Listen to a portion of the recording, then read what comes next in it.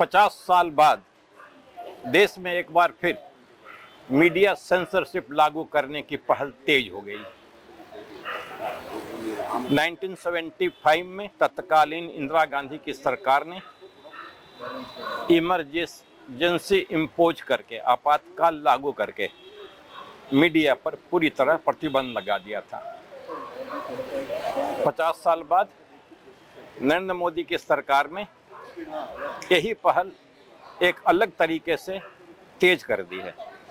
उनका निशाना वो तमाम फ्रीलांस जर्नलिस्ट हैं, specially content creator, freelance journalist, writer, columnist, YouTuber और पॉडकास्टर, ये सब उनके निशाने पे हैं, क्योंकि वो किसी मालिक के तहत काम नहीं कर रहे हैं, उन पर ऊपर का कोई दबाव नहीं है, वरना इस सरकार उन मालिकों को भी दबाव में लाती है। लेकिन चूंकि वो फ्रीलांस हैं, इसलिए सरकार उनके खिलाफ कंटेंट को लेकर के ऐसा कानून ला रही है कि यदि आपने उसका वायलेशन किया तो आपको मुश्किल का सामना करना पड़ेगा। आज इसको लेकर के दिल्ली प्रेस क्लब में डिफरेंट स्टेट के मीडिया ऑर्गेनाइजेशन या जो इन इश्यूज को लेकर सक्रिय हैं, उनकी एक मीटिंग हुई, उनकी एक प्रेस वार्ता हुई, उनका एक सेमिनार हुआ। और उस सेमिनार में इन टोटो एक जो मांग उठी वो ये था कि सरकार information technology intermediary guideline and digital media ethics code second amendment rule 2026 पूरी तरह वापस ले। ये एक ऐसा कानून है जो पूरी तरह निरंकुश कानून है और आपकी फ्रीडम ऑफ एक्सप्रेशन की पूरी ताकत ख़त्म कर देगी और आप कुछ भी नहीं कर पाएंगे। यदि आपने इसका वायलेशन किया तो आपकी मुश्किलें सरकार बढ़ा सकती हैं। फिलहाल ये सरकार ने इसको लेकर के 1 महीने का समय दिया है मीडिया संगठनों के लिए, उनकी राय जानना चाहा है, लेकिन माना जा रहा है कि सरकार इन कंटेंट क्रिएटर्स के खिलाफ कार्रवाई करेगी। मैं हूं राजीव रंजन नाथ और आप देख रहे हैं न्यूज़ ट्रैक 24/7। और ये रूल्स कौन फॉलो करते हैं? ब्यूरोक्रेट्स फॉलो करते हैं। तो ब्यूरोक्रेट्स ही रूल्स ब्रेक कर रहे थे। तो अगर ब्यूरोक्रेट्स रूल ब्रेक कर रहे थे तो उनका सजा क्या है? क्योंकि हमारा सजा तो बहुत कुछ बनाया हुआ है जर्नलिस्ट का। यहाँ तो आप एक चिलिंग फैक्टर लाने की कोशिश कर रहे हैं। उसमें सबसे ज्यादा इफेक्ट कौन करेगा? जो फ्रीलांसर है। बहुत सारे जर्नलिस्ट की नौकरियां गई है, तो आप खुद ही यूट्यूब चैनल, पॉडकास्ट कुछ करके वो लोग चल रहे हैं, कुछ जरिया लाइवलीहुड का निकाल रहे हैं, वो भी आप छीन रहे हैं। तो अगर आप वो छीन रहे हैं तो आप किस हक से छीन रहे हैं? क्योंकि अभी तक तो जब हम जानते हैं कि ये तो डेमोक्रेसी ही है और डेमोक्रेसी में हम जर्नलिज्म को तो 4th पिलर मानते आए हैं और सवाल पूछने का जो हक है हमें सरकार को कोई भी सरकार हो, किसी पार्टी का भी हो और कहीं पे भी हो, तो ये हमें पूछने का हक है और कॉन्स्टिट्यूशन हमें देता है। जुडिशियरी का रोल क्या है इसमें? क्योंकि ये तो एग्जीक्यूटिव डिसाइड कर रहा है। तो ये सारी चीजें बहुत कुछ हमारे सामने हैं। तो हमने पहला कदम उठाया, जो हमने सबमिशन करी फिजिकली और ऑनलाइन जो मांग रहे थे वो भी हमने कंप्लीट किया, जो हमारे सामने है सब कुछ। एक बात बोलना बहुत जरूरी है, ये संगठन बहुत सारे, जैसे DigiPub है, सबसे ज्यादा, Nikhil if I'm not mistaken, it's the largest body of the digital creators, and Nikita Jain and all are here from NWMI. हमने ये भी Ritika, I'm so bad in names. So, and they're not calling any journalist bodies, and we are all elected bodies. We're elected by fellow journalists. हम ऐसे नहीं बोल रहे हैं यहाँ पे। प्रेस फ्रीडम में कोई दिक्कत आएगी तो उसके लिए हम खड़े होंगे जर्नलिस्ट के साथ। आजकल न्यूज़ जो है भारत में डिजिटल मीडिया में माध्यम में मिलने लगा है, क्योंकि हम जैसे रविश कुमार कहते हैं गोदी मीडिया, वो तो कंप्लीट है। तो गोदी मीडिया तो जनता के बारे में बात नहीं करेगा। Today we have amongst us Nikhil Pahwa from DigiPub, who is also the founder of Medianama. I'm sure most of you know about that. What are our worries? Okay, Nikhil, you have to tell us what is it that we need to be scared about when this IT Rules 2026 comes into effect. Or then we amongst us have Sujata Madho from Delhi Union of Journalists. We have Sujata Raghavan, also from Indian Women's Press Corps. We have Sanjay Kapoorji from Editors Guild. So we have NWMI say Ritika Jain and also Khushbu, and there are a lot of independent journalists like Paranjay Guhatakota, MK Renu from The Wire, then we have बहुत सारे independent journalists जो हैं यहाँ पे हैं जो इस माध्यम को इस्तेमाल करते हैं, हम उनको भी सुनना चाहेंगे डायरेक्शन में हम सब एक साथ चले. So I will first like to invite to the stage here Nikhil to tell us a little about what is it that we need to be worried about. आपको ध्यान में आया होगा कि सोशल मीडिया पे पिछले 1-1.5 महीने में बहुत सेंसरशिप हुई है. अकाउंट्स ब्लॉक हुए हैं, फेसबुक पेजेस ब्लॉक हुए हैं, Twitter accounts, Instagram accounts, journalist के भी हुए हैं, कॉमेडियंस के भी हुए हैं, सैटिराइस्ट्स के भी हुए हैं. सेक्शन 69A जो है उसमें सीक्रेट गवर्नमेंट ब्लॉकिंग होती है, जिसमें हमें पता भी नहीं लगता कि कुछ सेंसर हो चुका है. एंड उसके लिए एक हमारी मांग है कि जो सेक्शन 16 रूल 16 है 2009 आईटी रूल्स का, there is no accountability of the government for blocking. It was meant to be a limited use case. It was meant to have a review committee. That review committee, we don't know if it meets. We don't know when they meet. We don't know whom they meet. आप बताइए, जिन लोगों को sensor किया जा रहा है, जिनके accounts पूरी तरह से हटा दिए गए हैं, they are identifiable. Many of them are. Many journalists are identifiable. किसी को भी इस review committee ने बुलाया है अभी तक. So where is the accountability of the government on the removal of accounts under section 69A? ये एक नया फ्रेज है जो उन्होंने यूज करना शुरू किया है, under which they are denying any information under the RTI Act. They have refused RTI responses because they've started adding this line. They are not going to give this information because it's held under fiduciary capacity. एक broadcast bill आया था 2 साल पहले. When RTI was filed by the Internet Freedom Foundation, the government, instead of releasing the information which was under public domain, उनको एक chance दिया जा रहा था कि आप किसी को नहीं बताइए आपने क्या सबमिट करा है. So it seems as if disclosure of information is antithetical to how the government is running consultations now, which is completely undemocratic. जैसे संगीता ने कहा, हमारे पास यहाँ पे हमारे दरमियान बहुत हैं. उसके अलावा कुछ और पॉइंट्स में रखना चाह रहा था. दूसरा यह है कि जब आपको टेक डाउन नोटिस आता है तो उसमें ओपेसिटी है, उसमें कोई भी ट्रांसपेरेंसी नहीं है. सिर्फ एक नोटिस आता है कि this violates the law and it has to be taken down. In any civilised society, any society that's ruled by rule of law, अगर मैं कोई गुनाह कर रहा हूँ तो मुझे बताना जरूरी है, मुझे जानना जरूरी है कि मेरा गुनाह क्या है, पर इसमें उसका प्रावधान नहीं है. So this opacity allows them to again act against people or voices that are not speaking in the same voice as the state. This is something that is very very important. हमारे पास अभी जो मौजूदा ढांचा है already वो काफी draconian है. In laws, in rules के पास होने के बाद, और मजे की बात जैसे इन्होंने कहा, इसमें कोई पार्लियामेंट्री ओवरसाइट नहीं है.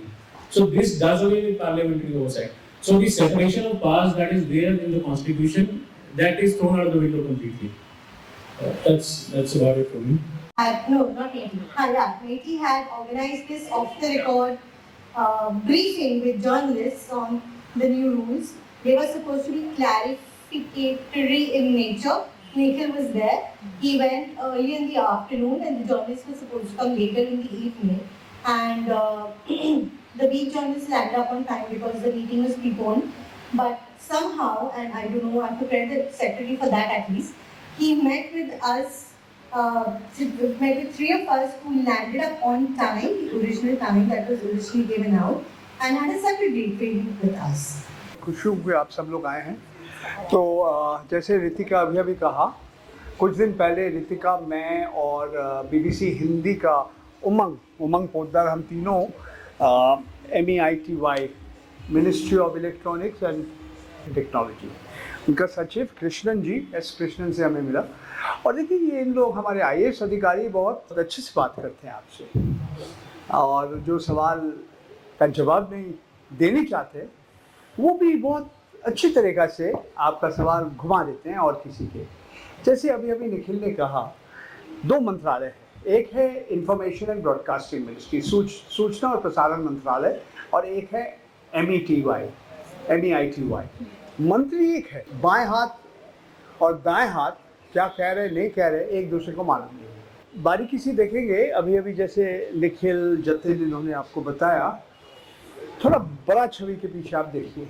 जैसे रवीश कुमार ने कहा गोदी मीडिया एक बहुत बड़ा हिस्सा है आज भारतवर्ष में, जो मुख्य धारा का मीडिया से हट के अपने आप कुछ करने चाह रहे हैं, और ये सरकार को पसंद नहीं है। तो इसीलिए ये जो बड़े बड़े बहुराष्ट्रीय संस्था है, जैसे ट्विटर एक्स, जिसका मालिक है एलोन मस्क, जो विश्व में सबसे अमीर व्यक्ति, और साथ साथ आपका जो फेसबुक है, फेसबुक का भी मालिक जो है अल्प उम्र है उनकी, मार्क जुकरबर्ग, 45 साल के आसपास है। इन लोगों का एक ही लक्ष्य है, इनको मुनाफा कमाना है, और अगर आपका पोस्ट वायरल हो जाता है, बस उनके लिए यही ज़रूरत है। आपका पोस्ट में सत्य है, अर्ध सत्य है, सच है, घृणा भरा सूचना है, इसमें कोई लेना देना नहीं है। उनको सिर्फ मुनाफा कमाना एक ही लक्ष्य है।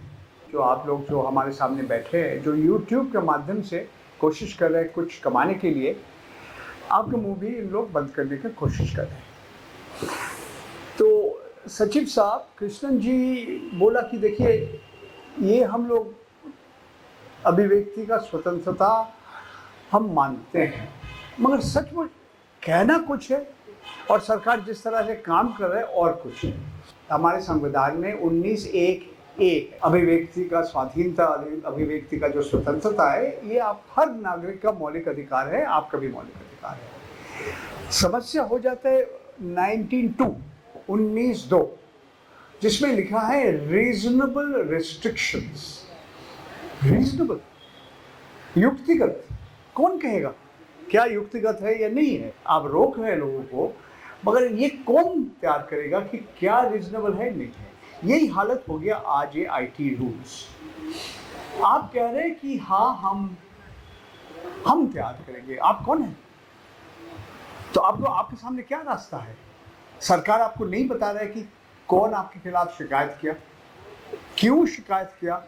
सिर्फ आपके पास एक नोटिस आ गया कि आप टेक डाउन कीजिए, और कुछ नहीं। हमारे सामने और कोई रास्ता नहीं है। एक तो है हमें अदालत जाना पड़ेगा, मतलब आप देख रहे हैं अदालत जाने के बावजूद भी क्या हो गए, सड़क पे निकालने ही रास्ता हो गया। आज एक साथ मिलके हम, जैसे निखिल ने कहा, एक पूरा इंफ्रास्ट्रक्चर, एक बुनियादी ढांचा बन गया आपका मुंह बंद करने के लिए। इसमें कार्टूनिस्ट आते हैं, जो कार्टून आते हैं, जो लोगों को हंसाते हैं, कॉमेडियंस हैं। आप देख रहे हैं कुणाल कामरा का क्या हुआ। सरकार जिसको भी पसंद नहीं है, बस आप एक तरह से आपको बताएंगे नहीं, बट आपके साथ जिस तरह से व्यवहार करेंगे, लगे आप देशद्रोही हैं, आप राष्ट्रद्रोही हैं। एक है कि जब इन्होंने बोला कि ये जब आप टेक डाउन करेंगे, आप कितने समय दे रहे हैं इनको? बोले 3 दिन। अब कह रहे हैं 1 दिन, और सचिव कह रहे हैं हमने इनसे बात किया। 1 दिन क्या, 1 मिनट में हम बंद कर सकते हैं। ये है आधुनिक सूचना प्रयुक्ति। You can put down, take down और block any post that you don't mind in no time at all. जो YouTube में कुछ पोस्ट कर रहे हैं, या फेसबुक में कुछ पोस्ट कर रहे हैं, या आपका इंस्टाग्राम में पोस्ट कर रहे हैं, वो भी यहाँ पर आ गया। उन्होंने खुद कहा ये कानून क्यों बदला, because there is today it has changed. Those who are news publishers, those who are journalists, मेरा PIB accreditation है। बहुत सारे पत्रकार हैं जिसके पास PIB accreditation नहीं है, but you are putting everyone there, और जो लोगों को हंसा रहे। किसी ने हमारा माननीय प्रधानमंत्री किस तरह से व्यवहार कर रहे हैं, लोगों को हंसाने के लिए पोस्ट कर दिया, तो वो भी बोला कि आपका पोस्ट भी डाउन होगा। एक बार जब आपका पोस्ट बंद कर देते, आपका फेसबुक पेज बंद कर देते, आपका ट्विटर अकाउंट बंद कर देते, तो आप शिकायत कीजिए। ट्रोल्स जैसे है हमारे पास, इनके सामने कोई जवाब नहीं था कि अगर हमारे एक पूरा से ट्रोल का सेना हमारे पीछे लगा, हम क्या करेंगे? माँ बहन का गाली देते हैं, हम जब शिकायत करते हैं उनका मशीन कहते हैं कि हमें तो मालूम नहीं है क्या हो रहा है, ये हमारा कम्युनिटी स्टैंडर्ड्स में नहीं है। बीसी मतलब क्या है? Before Christ. एमसी का मतलब क्या है? Master of ceremonies. वो मशीन है, इंसान नहीं है। वो मशीन तैयार कर रहे कि आपका कम्युनिटी स्टैंडर्ड में है या नहीं। पूछा उनसे और बताया कि देखिए ये सहयोग पोर्टल आपने कौन सा कानून के माध्यम से तैयार किया और आपने ये क्यों किया?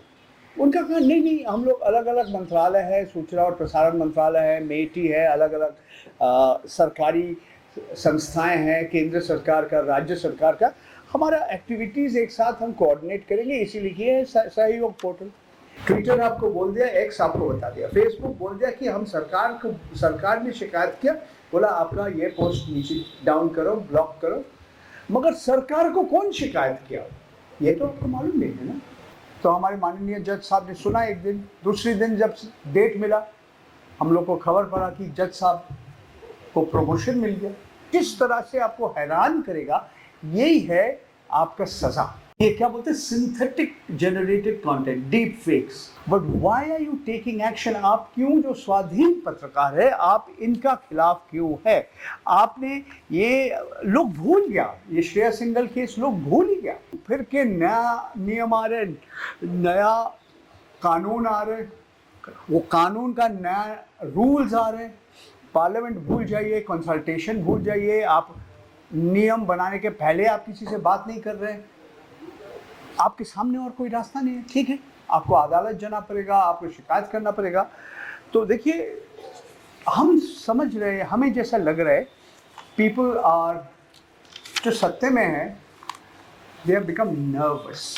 क्यों इतने डरे हुए हैं हमें मालूम नहीं है, मगर लग रहा है हमें डरे हुए हैं, क्योंकि इस तरह से सेंसरशिप नहीं करते। एंड मैं सिर्फ आप सबको निवेदन कर रहा हूँ, इन लोग से डरिए मत।